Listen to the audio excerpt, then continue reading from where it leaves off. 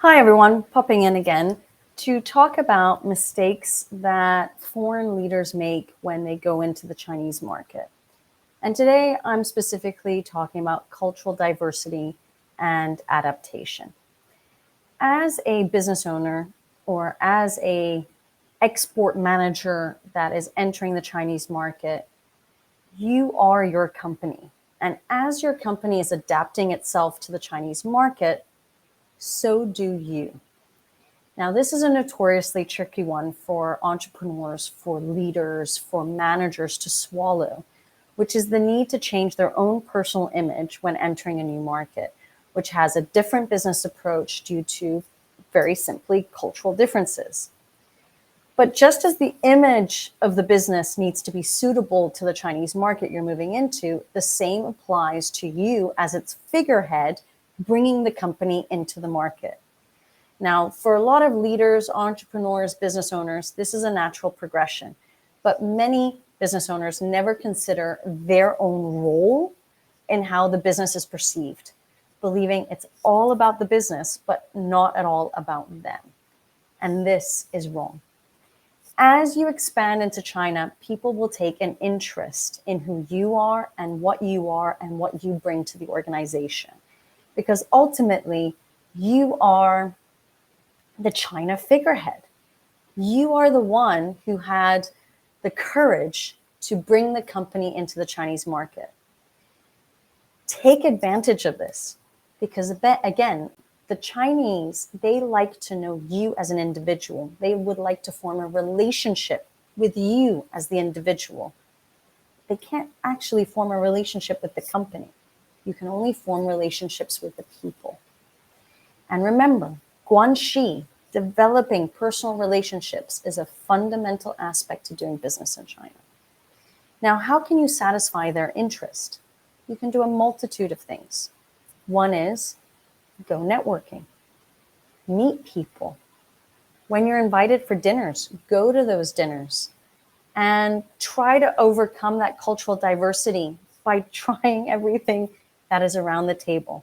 You may have to close your nose, close your eyes, but in the end of the day, it might even surprise yourself how you're adapting to the market and how you will actually enjoy going to China, experimenting in China, and being in China. You can start blogging on the various social media sites. And I know you might not be able to speak Chinese, but it doesn't mean you can't do that in English, which is a very common spoken language. Put yourself up for public speaking engagements. Get yourself seen within the communities and amongst the leaders in China.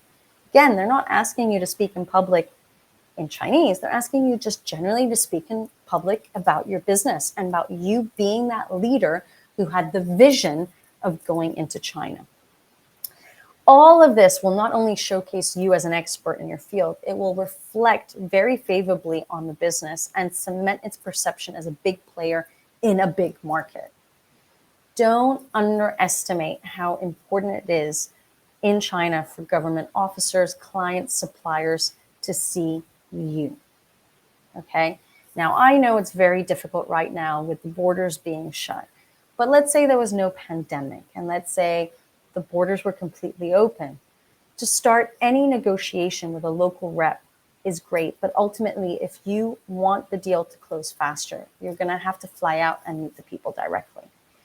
Now, obviously, with the pandemic, this has changed, where I would say jump on a Zoom call and make sure you're at least meeting people through the video conferencing technology so that you're not delaying on obtaining these opportunities. It will amaze you as to what a foreign face can do for you, even if you don't speak Chinese. And it really does show that the big boss values the deal, places importance on the project, and wants to close the deal.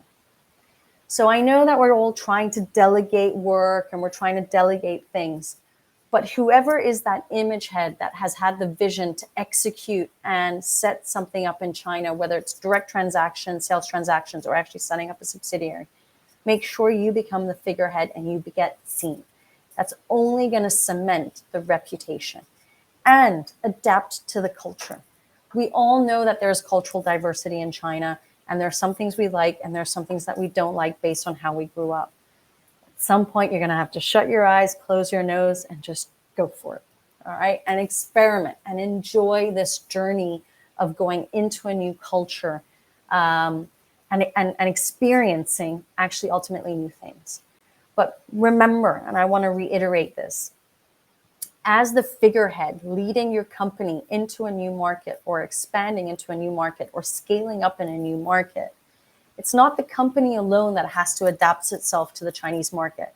It's not just the products and the services that have to adapt itself to the Chinese market.